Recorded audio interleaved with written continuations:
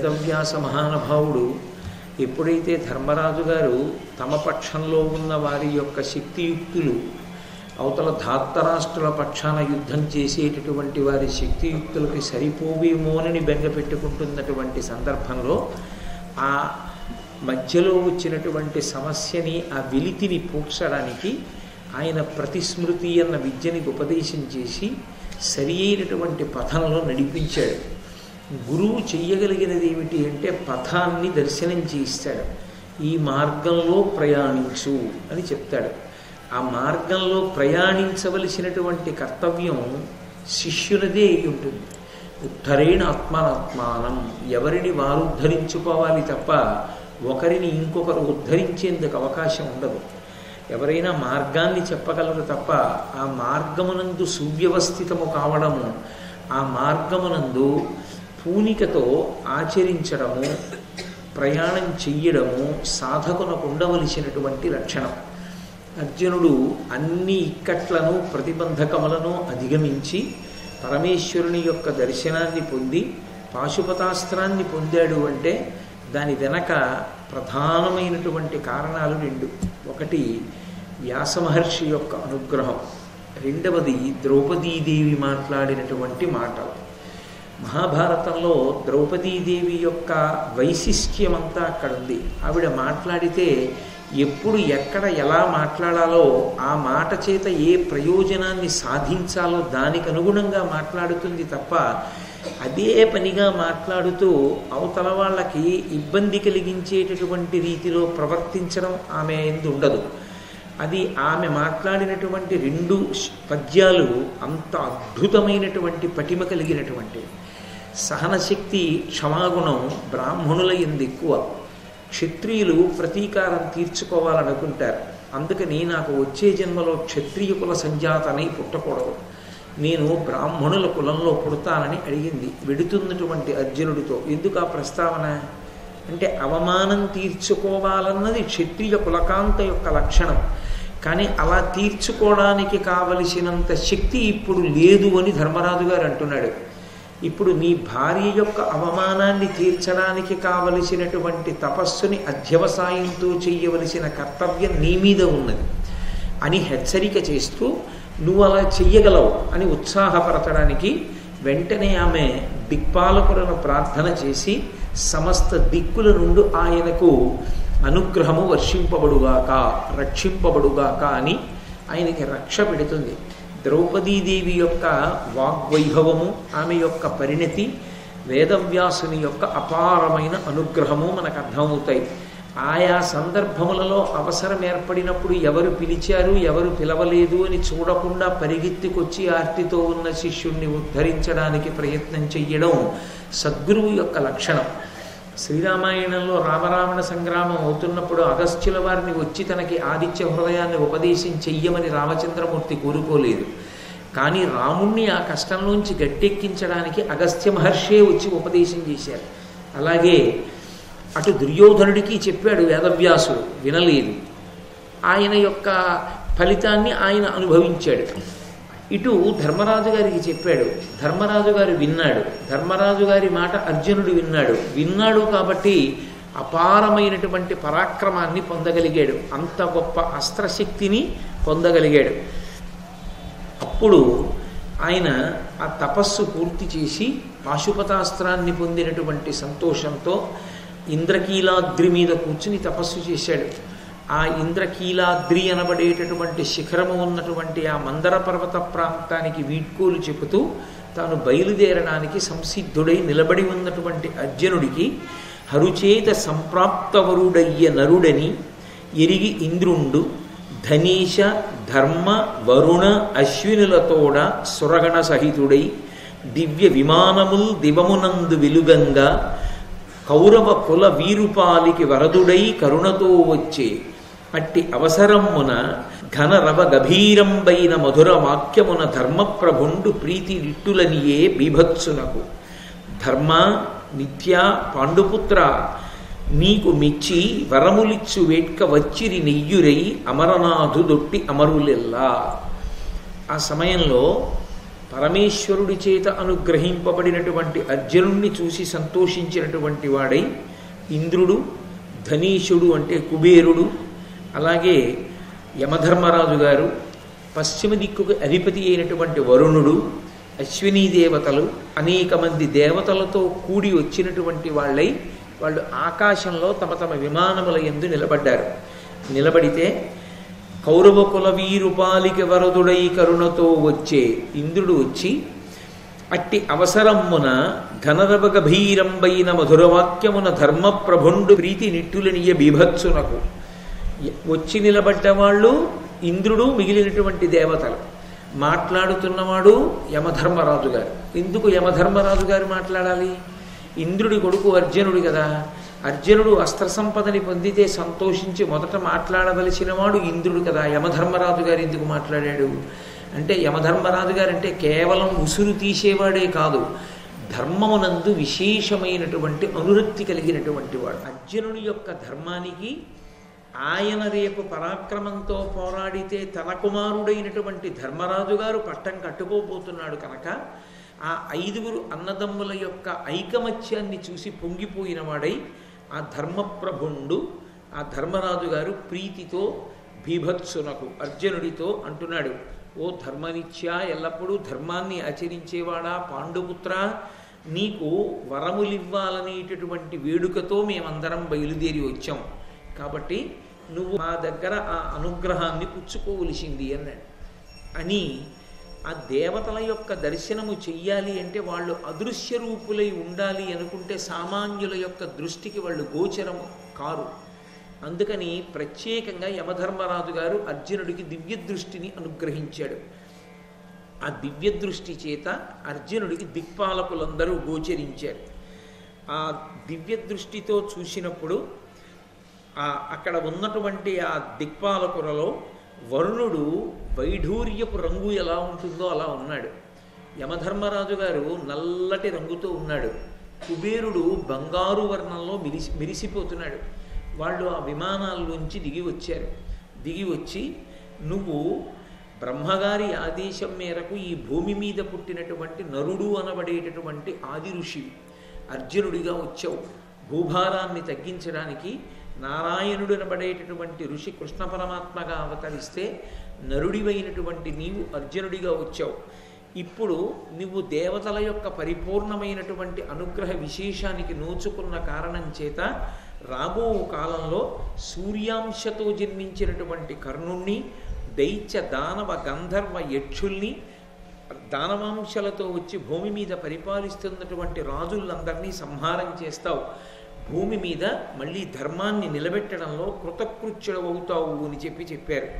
చెబితే ఇంద్రుడు, దేవతలకి నువ్వు ఉపకారం చెయ్యగలిగినటువంటి వాడివి కాబట్టి నువ్వు అలా ఉపకారం చెయ్యడానికి నీకు నేను ప్రత్యేకంగా మాతలికి ఇచ్చి ఒక రథాన్ని పంపిస్తాను. ఆ రథం ఎక్కి నువ్వు ఇంద్రసభకి రావలసింది అన్నాడు. తప్పకుండా వస్తాను అని అర్జునుడు ఇంద్రుని యొక్క ఆహ్వానాన్ని అంగీకరించాడు. అంగీకరించిన తర్వాత వరుణుడు తన పాశములు, వరుణ పాశములు అంటారు, ఆ పాశముల చేత బంధిస్తాడు. బలిచక్రవర్తిని బంధించారు వరుణ పాశాలతో. ఆ వరుణుడు తన పాశముల చేత ఎవరినైనా కట్టేయగలిగినటువంటి ఆ శక్తిని, ఆ అస్త్రాన్ని, వరుణపాశములు అనబడేటటువంటి అస్త్రశక్తిని సమంత్రకంగా అర్జునుడికి ఉపదేశం చేశాడు. అలాగే కుబేరుడు కౌబేరాస్త్రాన్ని ఇచ్చాడు. ఇచ్చిన తరువాత వాళ్ళ దగ్గర ఆయా అస్త్రములను ఉపదేశమును పొందినటువంటి వాడై ఇక ఇంద్రుడి పనుపన మాతలి రథాన్ని తీసుకొస్తే ఆ రథం ఎక్కి ఇంద్రసభకి వెళ్ళడానికి సిద్ధపడుతున్నాడు ఆ అర్జునుడు. ఇంతలో ఆ పైనుంచి ఆ రథం వచ్చింది. ఆ రథం ఎంత గొప్పగా ఉందన్నారంటే నన్నయ్య గారు, వారిద మార్గంబు వలన మహానీల వైజయంతి విభవంబు వెలయ ఆబద్ధ వివిధ రత్నావళి ప్రభచేసి రమ్యమై రోదోంతరంబు వెలుగా ఉరునేమి రవమున ఉర్వరాధరధరీ ముఖములు ప్రతిశబ్దము కరితంబులగుచుండ నానావిధాయుధంబులు దాల్చి అశని విద్యుత్ సహస్రాభిశోభితాభ్రసదృశమై మహాజవాశ్వాయుత వాహ్యమానమైన వరరథంబు అఘవునాజ్ఞ చేసి మాతలియుక్తమై ఇంద్రతనయుడున్న ఎడకు వచ్చి. ఆ ఇంద్రుని యొక్క రథం ఈ భూమండలం మీద దిగడం కోసమని వచ్చి ఆకాశంలో నిలబడింది. అది వైజయంతి అంటే దాని యొక్క పతాకం ముదురు నీలం రంగులో ప్రకాశిస్తోందట. అది ఆకాశంలో వచ్చి నిలబడితే దాని పతాకం కనపడింది. అక్కడ ఆబద్ధ వివిధ రత్నావళి ప్రభచేసి రమ్యమై రోదోంతరంబు విలుంగా, దానికి కట్టబడినటువంటి రత్నాల హారముల యొక్క కాంతి చేత ఆ రథానికి కింద, రథానికి పైన, రథానికి పక్కలా ఉన్నటువంటి చీకటి అంతా తొలగతోయబడి విశేషమైనటువంటి కాంతులు అలుముకున్నాయి. ఉరునేమి రమమున ఉర్వరాధర ధరీముఖములు ప్రతిశబ్దముఖరితంబులగుచుండా, ఆ రథానికి ఉన్నటువంటి చక్రముల యొక్క ఇరుసు చేసేటటువంటి చప్పుడికి ఈ భూమినంతటినీ మోయగలిగినటువంటి పర్వతముల యొక్క గుహల యొక్క ముఖద్వారముల నుండి ప్రతిధ్వనులు బయటికి వస్తున్నాయిట. నానావిధాయుధంబులు దాల్చి ఆ రథంలో అనేకమైనటువంటి ఆయుధములు సమకూర్చబడ్డాయి. అశని విద్యుత్ సహస్రాభిశోభితాభ్ర సదృశమై మెరుపులు 1000 మెరుపులు దాని చుట్టూ కూడా ఉంటే ఎలా ఉంటుందో అలా 1000 మెరుపులతో కూడుకున్నటువంటి ఒక మేఘం వస్తే ఆకాశంలో నిలబడితే చూడగానే అది ఎంత కంటిని ఆకర్షిస్తుందో అటువంటి మేఘంలా వచ్చి నిలబడినటువంటిదై మహాజవాశ్వాయుత వాహ్యమానమైన 10,000 గుర్రములు పూంచబడి ఉన్నాయి ఆ రథానికి. 10,000 గుర్రములు పూంచబడినటువంటి ఆ రథాన్ని చూసి వరరథంబు అఘవునాజ్ఞ చేసి, ఇంద్రుడికి అఘవుడు అని ఒక పేరు. ఎందుచేత అఘవుడు అంటే ఆయన పాపములు తీయగలిగినవాడు, యజ్ఞముల యందు హవిస్సుని తీసుకుని మనుష్యకోటిని రక్షించేటటువంటి లక్షణం ఉన్నవాడు.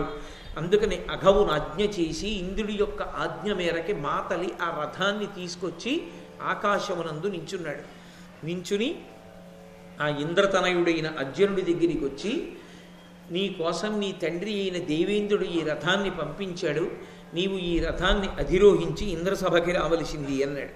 అంటూ ఒక మాట అన్నాడు, నేను ఎప్పటి నుంచో మీ నాన్నగారి దగ్గర సారథిగా నేను ఉద్యోగం చేస్తున్నాను, కానీ 100 అశ్వమేధ యాగాలు చేసిన వాళ్ళు, కొన్ని 100 రాజసూయ యాగములు చేసినటువంటి వాళ్ళు కూడా ఈ రథం ఎక్కి ఇంద్రసభకి రాలేదు. మొట్టమొదటిసారి నీ కొరకు ఈ రథం పంపబడింది, ఈ రథం ఎక్కి నువ్వు ఇంద్రసభకి వద్దు కానివి రమ్మన్నాడు.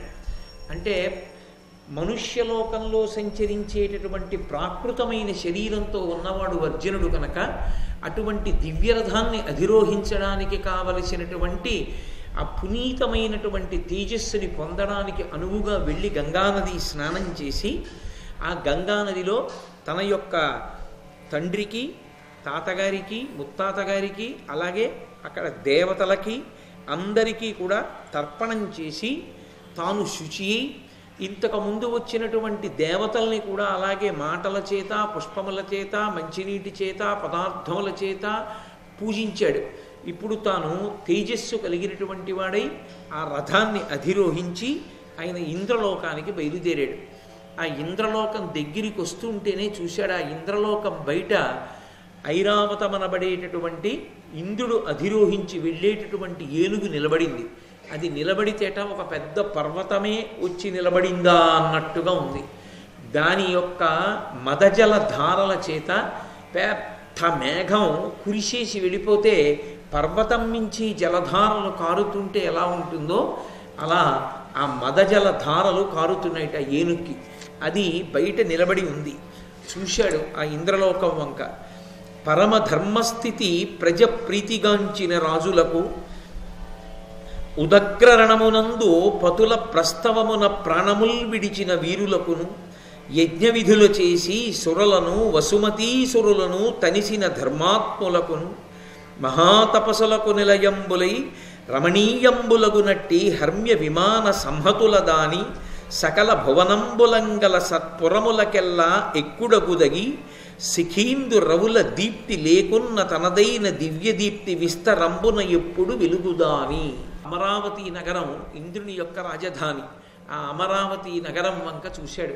అటువంటి ఇంద్రుడి యొక్క రాజధాని అయిన అమరావతి నగరంలో ప్రవేశించాలి అంటే ఎటువంటి పుణ్యం చేసిన వాళ్ళైతే అసలు ఆ స్వర్గలోకంలోకి ప్రవేశించగలరు అన్నది చెప్తున్నారు. పరమధర్మస్థితి ప్రజప్రీతిగాంచిన రాజులకు, పరమ ధార్మికులై ఎప్పుడూ ధర్మాన్ని తప్పకుండా ధార్మికమైన రీతిలో తన రాజ్యములోని ప్రజలను పరిపాలించినటువంటి సద్గుణోపేతులైనటువంటి రాజులు ఆ స్వర్గలోక ప్రవేశం చేస్తారు. అలాగే ఉదగ్ర రణమునందు పతుల ప్రస్తవమున ప్రాణముల్ విడిచిన వీరులకును, తనని నమ్ముకున్నటువంటి ప్రభువు కోసం మహోగ్రమైనటువంటి యుద్ధంలో పోరాటం చేసి వెన్నివ్వకుండా తమ శరీరాన్ని ఆ యుద్ధంలో విడిచిపెట్టినటువంటి వీరులైనటువంటి వారు ఆ స్వర్గలోకాన్ని అలంకరిస్తారు. యజ్ఞ విధుల చేసి సురలను వసుమతీసురులను తనిపిన ధర్మాత్ములకును, బ్రహ్మాండమైనటువంటి యజ్ఞాలు చేసి ఆ యజ్ఞాలలో ఇవ్వబడినటువంటి హవిస్సు చేత దేవతలని తృప్తులను చేసి, అలాగే ఆ యజ్ఞ కార్యాన్నంతటినీ నిర్వహించినటువంటి బ్రాహ్మణోత్తములకు భూరి సంభావనలిచ్చినటువంటి పరమధార్మికులైనటువంటి వారు ఎవరుంటారో వాళ్ళందరూ కూడా స్వర్గలోక ప్రవేశం చేస్తారు. మహాతాపసులకు నిలయంబులై రమణీయంబులగు నట్టి హర్మ్య విమాన సంహతుల దాని, అనేక మంది గొప్ప తపస్సు చేసినటువంటి వ్యక్తుల యొక్క సమూహములు నివసించేటటువంటి బంగారు మేడలు గోపురములతో కూడుకున్నటువంటి ఆ అమరావతి నగర శోభను చూసినటువంటి వాడై, సకల భువనంబులంకల సత్పురములకెల్ల ఎక్కుడనదగి, అసలు ఈ బ్రహ్మాండములన్నిటిలోనూ అన్ని లోకములలోనూ కూడా ఉన్నటువంటి పురముల కల్లా శ్రేష్టమైనదిగా చెప్పబడేటటువంటి ఆ అమరావతి నగరాన్ని చూసినటువంటి వాడై, శిఖీందు రవుల దీప్తి లేకున్న తనదైన దివ్యదీప్తి విస్తరంబున ఎప్పుడు వెలుగుదాని. సూర్యుడు, చంద్రుడు, అగ్ని ఈ మూడు అక్కడ ప్రకాశించకపోయినా తనదైన దీప్తి చేత, తనదైన కాంతి చేత తాను ప్రకాశించగలిగినటువంటి లక్షణమున్నటువంటి ఆ అమరావతి నగరాన్ని చూసి అర్జునుడు పరమ సంతోషాన్ని పొందినటువంటి వాడై ఆ అమరావతి నగర ప్రవేశం చేశాడు, స్వర్గలోకంలోకి వెళ్ళాడు. ఎన్ని కార్యాలు చేసినా స్వర్గలోక ప్రవేశం ఇవ్వరు కొంతమందికి. ఎవరెవరికి స్వర్గలోక ప్రవేశం ఇవ్వరు అని అడిగారు. వాళ్ళు ఎన్ని పుణ్యాలు చేసిన వారైనా ఈ 5 రాకపోతే మాత్రం వాళ్ళకి స్వర్గలోక ప్రవేశాధికారం ఇవ్వరు. మొట్టమొదటి తేదీ ఆహితాగ్నులు కానివారు ప్రవేశించడానికి వీలు లేదు. వేదాన్ని నమ్మి ప్రతిరోజు అగ్నిహోత్రం చేసి నిత్యాగ్నిహోత్రీకులై అగ్నిహోత్రం చెయ్యనటువంటి వారికి స్వర్గలోక ప్రవేశం లేదు. అలాగే జీవితంలో ఎన్నడూ తీర్థయాత్ర చెయ్యనటువంటి వాడెవరున్నాడో అటువంటి వాడికి ఎన్నడూ స్వర్గలోక ప్రవేశాన్ని కల్పింపరు. స్వర్గలోకంలో ప్రవేశించాలి అంటే కనీసార్హతలు ఇవి ఉండాలి. తీర్థయాత్ర చేసిన వాడై ఉండాలి. తీర్థయాత్ర అంటే ఏదో ఒక క్షేత్రానికి వెళ్ళి భగవద్దర్శనం ఒకటి చేసుకుని తిరిగి రావడం కాదు. అక్కడ ఉండేటటువంటి తీర్థమునందు సంకల్పసహితమైనటువంటి స్నానం చేసిన వాడెవరున్నాడో వాడు. అటువంటి తీర్థయాత్ర చేసినటువంటి వాడికి చెయ్యని వాణ్ణి స్వర్గలోక ప్రవేశం చెయ్యనివ్వరు. అసత్యాలాడడమే జీవితంలో ప్రయోజనంగా పెట్టుకుని ఎప్పుడూ అబద్ధాలాడే అలవాటు ఉన్నవాణ్ణి అందులోకి రానివ్వరు. వేదాలకు విశ్వసనీయతను కల్పించకుండా వేదమును మనం నమ్మాలనేటటువంటి బుద్ధిని విడిచిపెట్టి వేదములకు వ్యతిరేకంగా మాట్లాడడం అలవాటు చేసుకున్నవాడికి స్వర్గలోక ప్రాప్తి ఉండదు. అలాగే మాంసాహారమును తినేటటువంటి వారికి స్వర్గలోక ప్రవేశం కల్పింపరు. అలాగే యుద్ధంలో వెన్ను చూపించి శత్రువుతో పోరాడకుండా పారిపోయినటువంటి వాడికి స్వర్గలోక ప్రవేశము కల్పింపబడదు. కాబట్టి ఈ పైన చెప్పినటువంటి లక్షణములు ఎవరికి ఉన్నాయో వాళ్ళు ఎన్ని పుణ్యకర్మలు చేసినటువంటి వారైనప్పటికీ వారు స్వర్గలోక ప్రవేశం చెయ్యడానికి వారికి అధికారం ఇవ్వరు. కాబట్టి అర్జునుడు అక్కడ ప్రవేశించగానే అక్కడ ఉన్నటువంటి కొలనలు, రమణీయమైనటువంటి వృక్షములు, పారిజాతాది కల్పవృక్షములు, వాటి నుంచి వచ్చేటటువంటి సువాసనల గుబాళింపులు, వీటన్నిటినీ అనుభవిస్తూ స్వర్గలోకం అంటే అక్కడ దుఃఖమేం ఉండదు, సుఖస్పర్శ తప్ప అసలు దుఃఖం అనేటటువంటిది స్వర్గలోకమనందు కించిత్ కూడా ఉండదు. కానీ యథార్థమైనటువంటి మాట మాట్లాడాలి అంటే స్వర్గలోకవాసాన్ని కోరకూడదు. సర్వం శ్రీ ఉమామహేశ్వర పరబ్రహ్మార్పణమస్తు. స్వస్తి.